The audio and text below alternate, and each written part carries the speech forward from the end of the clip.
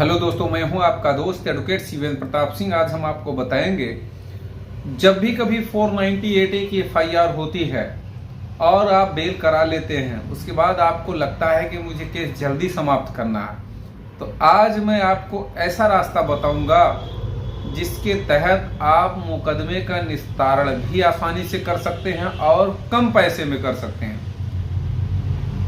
ध्यान रखिए, जो पुराने कानून के तहत जो मुकदमे हुए हैं अर्थात 498A में, उनके लिए भी यह वीडियो बहुत महत्वपूर्ण है। और जो नए कानून के हिसाब से FIR हुई है जिस भी व्यक्ति पर, जिस भी पति पर, जैसे कि धारा 85 BNS, तो ऐसे लोगों के लिए भी यह वीडियो है।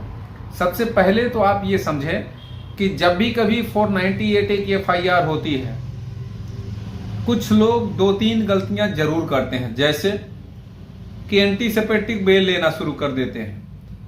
498A के केस में क्या जरूरत है आपको एंटीसेप्टिक बेल की? अब सवाल लोग करेंगे कि नहीं, हमको गिरफ्तारी का डर था, ये है वो है। तो भाई, गिरफ्तारी तो होती ही नहीं। कौन आपको बता देगा कि इसमें गिरफ्तारी होती है? आप खुद पढ़ लो, देख लो। Arnesh Kumar versus state of Bihar के मामले में जब माननीय सर्वोच्च न्यायालय ने यह कह दिया है कि 7 साल से कम की सजा वाले मामलों में कोई गिरफ्तारी नहीं, तो फिर आपको गिरफ्तारी का डर कैसे आ गया? तो एंटीसेप्टिक बेल की जरूरत नहीं है। ये एक तरह से पैसे लूटने का एक तरीका है। क्या जरूरत है एंटीसेप्टिक की? हम कहते हैं कौन सा आपको फांसी पर लटकाया जा रहा है? अभी एंटीसेप्टिक कराए, फिर कल को उसी को रेगुलर कराए, दुनिया भर का तामझाम। अब सवाल इस बात का है कि एंटीसेप्टिक ना कराए तो क्या? जब रेगुलर आज नहीं कल उसको करानी ही है, तो जब चार्जशीट फाइल हो जाए तब रेगुलर बेल करा लीजिए, रेगुलर बेल कराइए। अब एक चीज और आता है कि बेल के बाद क्या नहीं करना चाहिए। बेल कराने के बाद व्यक्ति, मैक्सिमम 99% लोग यही करते हैं कि चार्ज फ्रेम करवा लेते हैं।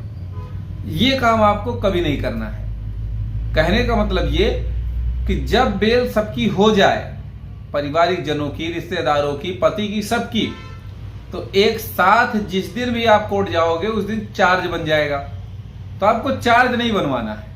चार्ज जब बनाने के लिए कोर्ट आपको कहे कि भाई आ जाओ, सब लोग इकट्ठे आओ, चार्ज फ्रेम हो जाए, तो आपको डिस्चार्ज, चाहे कोर्ट कहे या ना कहे, बेल करा लेने के बाद चार्ज बनने से पहले आप डिस्चार्ज एप्लीकेशन जरूर देना।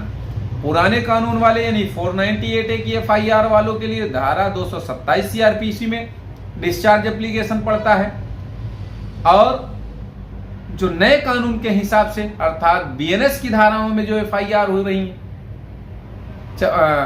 धारा 85 BNS, तो उनके लिए आपको BNSS की धारा 250 यानी कि भारतीय नागरिक सुरक्षा संहिता की धारा 250 के तहत डिस्चार्ज एप्लीकेशन फाइल करना होगा। अब सवाल यह है कि डिस्चार्ज एप्लीकेशन आपको कब और कैसे, किस तरह से, किस कोर्ट में फाइल करना है?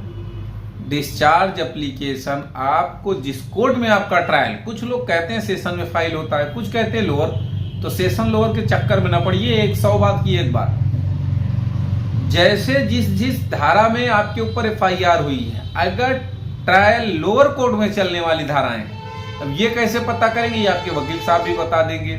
आप पढ़ भी सकते हैं, गूगल कर सकते हैं, जो भी आपका तरीका अच्छा आपको लगे।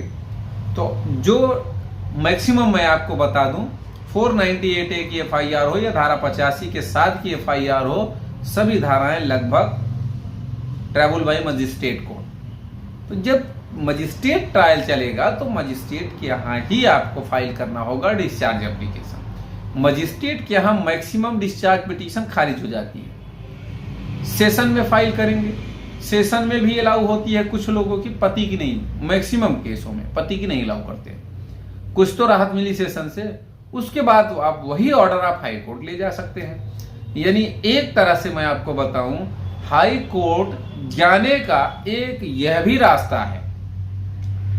और सबसे अच्छा तरीका तो यह है कि भाई आप चार्जशीट लगते ही हाई कोर्ट चले जाओ, FIR होते ही हाई कोर्ट चले जाओ।